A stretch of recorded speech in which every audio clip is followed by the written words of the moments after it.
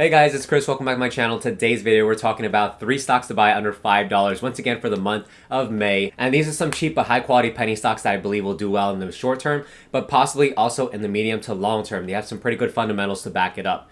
Now, in my previous video in February, we had some really impressive gains. I talked about FinV, LIVX, and LEJU, and out of those, FinV in particular was a huge hit. We had over 200% gains from the time I called it to the top at around $10.50, and LIVX has done well as well. So I'm going to talk about 3 different stocks here, and hopefully you'll get a lot of value out of it and get some tremendous gains as well. Stock number 1 that we're talking about in this video is WTRH, Waiter Holdings. Okay, this is a pretty obscure company. It's in food delivery, but in the small to medium-sized cities, underserved communities, and it has a really small market share in the whole food delivery space. It has about 1% of the total addressable market.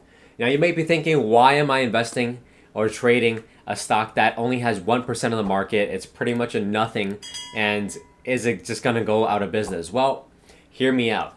This company in particular has a totally different business model to companies that are doing extreme growth and have a large size like DoorDash or Uber Eats or Grubhub, right? Those companies are focusing super heavily on just acquiring market share and burning as much cash as possible. This company, Waiter Holdings, tried to emulate that business to some degree. They focused super heavily on growth. They did a bunch of acquisitions that ultimately, yes, increased the total market size of this company's opportunity, but with its size and so many competitors, it's just not sustainable, so they pivoted. Waiter Holdings is actually quite profitable, and they are trading at a really low PE ratio. You can see here today, it trades around a forward PE ratio of only 12, all right?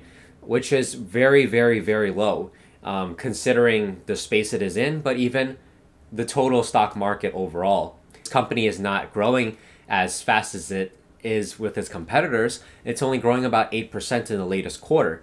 However, I do see that it's signing a lot of partnerships lately in some of its cities that it's operating in, and hopefully they spread to different cities, but it has partnerships with Applebee's and Chuck E. Cheese and a couple of other brand name type of businesses lately. So that is a promising sign. And when you put it together with the fact that with that competition in this space, I do think potentially Waiter is a possible acquisition target for some of those food delivery companies.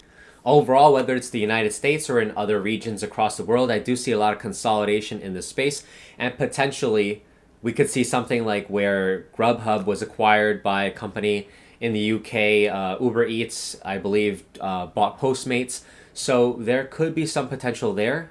Now, there is also the flip side where possibly those big guys can run Waiter out of business, but I see a space for this company in niche markets, and it is profitable. So if they can just focus on profitability and growing sustainably, it could continue to maintain its market share. What I also like besides the profitability is that this company is getting into a couple of other verticals in the space. So they are in alcohol delivery, they're in grocery delivery, and they're actually getting into cannabis delivery, which I do believe is very early stages, probably won't happen soon because the territories that it's operating in, I don't think it's even legal in most of those states, but if there is widespread legalization, that could be another boost for this company. Because it is a first mover here, I don't think any other of the food delivery businesses are trying to get in this space, at least not publicly. We'll see how that goes. Finally, on a technical basis, you can see that this stock is trading around $2.40, $2.30. I think this $2.30 level is where you ideally want to be and see it hold. For a trade, there's definitely a big trading range here. If they do get some momentum once again, I could see this trading towards $3 or $4. So I think it's a pretty good risk-reward setup. You have your pretty clear entry right now. If you want to put a stop loss, you put a stop loss under $2.30 and aim for around $3 or $4. With this low valuation, I think it definitely is possible. And speaking of delivery, if you guys could just deliver a really nice big thumbs up for this video, I would greatly appreciate it. Every like helps. Stock number 2 on this list is going to be LITB, all right? It's a pretty cool name. It sounds fun. Hopefully the stock is going to be pretty lit too. LITB is around a $3 stock, and what you have here is what I believe is an undervalued e-commerce growth company. Now, this is a company that has a similar model to Wish, which is publicly traded as Context Logic, and AliExpress actually as part of Alibaba. The model here is essentially, honestly, have some pretty cheap stuff. It's not like name brand, not like super high quality stuff, but they are in a lot of different countries around the world. I think over 100 or 200 different countries they're in right now. And, you know, they're catering to people that are perhaps of a lower income, but they want some cheap stuff and a wide selection of products. For a lot of years, did have some pretty flat revenues and not a lot of growth. It's a company that has struggled, but I think that they have been making a lot of very smart moves. And just recently in 2018, they got new management as well. So similar story to Waiter. And they're operating in a new market that I believe is very good, and a management team that is from that market, and that is Southeast Asia. Over the past quarter, they did around 77% growth, right? But the real kicker here is that LITB is actually profitable. A lot of e-commerce companies in this space are burning money in order to get market share because it's so new and untapped right now, and there's such a market grab right now. But with profitability as well, I think that it definitely deserves a look at if you want to look at it from a valuation basis. So this company is trading right now at a PE ratio around 25. Factoring in this coming year's growth, and there's not a lot of analysts on this stock. Their conference call, by the way, is like dead. I feel sorry for them. There's like no people asking questions if you listen back, but there's no analyst, so I can only go off of my own interpretation. But Q1 2021, their estimate is for growth to be around, I believe, 100 to 150%. So that is extremely strong. The past year, Q1 2020 was probably one of their worst quarters, but I think it is continuing to show a strong trend here where from Q4 2020, last quarter, to this coming quarter, there's not a lot of drop off. And we know typically holiday season, Q4 2020, is always the best for e-commerce. So for it to not drop off that much and actually maintain a very high level, the expectation is 100 million in revenue for Q1, I think is a very strong sign. And come Q4 2021, the end of this year, I think they'll definitely hit a very high number. I think it could have an even lower PE ratio come the end of the year. If we're talking about a 20 PE ratio or under 20, a 15 PE ratio for an e-commerce company that's growing, people have forgotten about this stock, they don't care about this stock, no one's heard about this stock. I think it could be compelling if this actually starts to get some attention. It's no longer burning hundreds of millions of dollars a year. It's actually turning a profit. So LITB, I think, is very interesting here. And you look at the trading range here from a technical analysis point. You look at this stock, it's trading between, around 250 to the high point. It's been around $5 or $6. So I think if you trade within this range, and it's been very consistent, you have support here, you have resistance here, you can have your trades planned out. And I think we're at the low end here. So it's very attractive.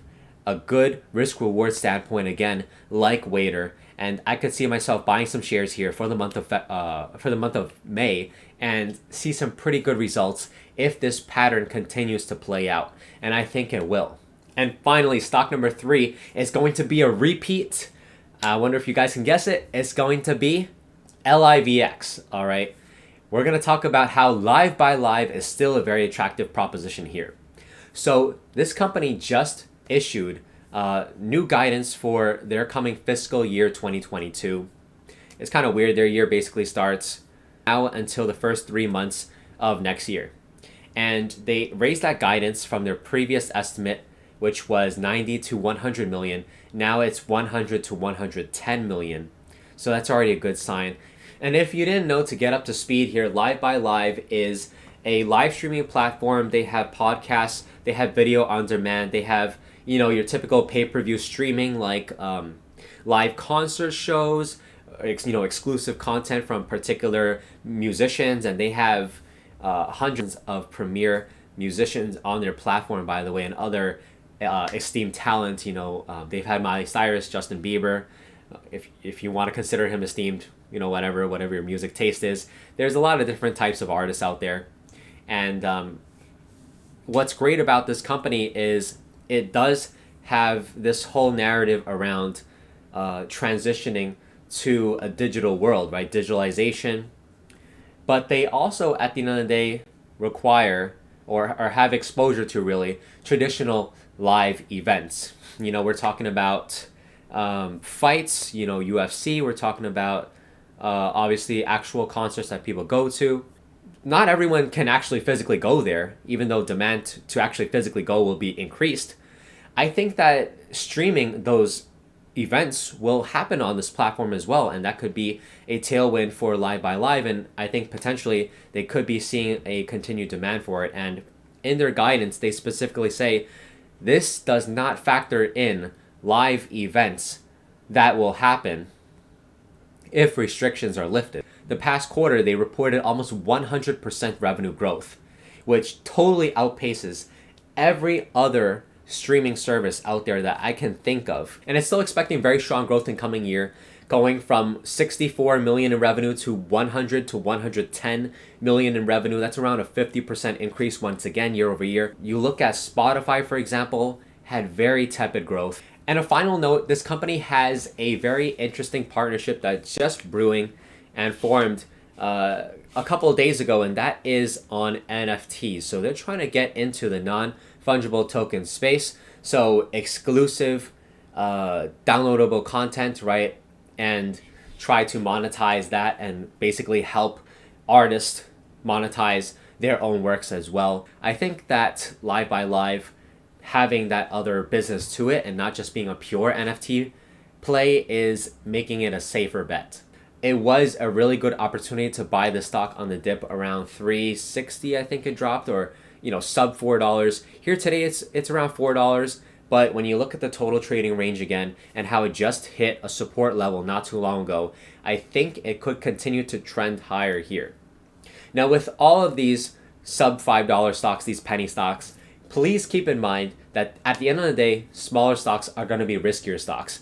And you don't want to put a ton of money into these, and you certainly don't want to put a ton all in one go. With that being said, guys, hope you enjoyed these 3 stocks to buy for the month of May 2021. And let me know if you will be buying some of these cheap stocks as well. They could just be a big hit. Until next time, my friends, stay well and invest responsibly.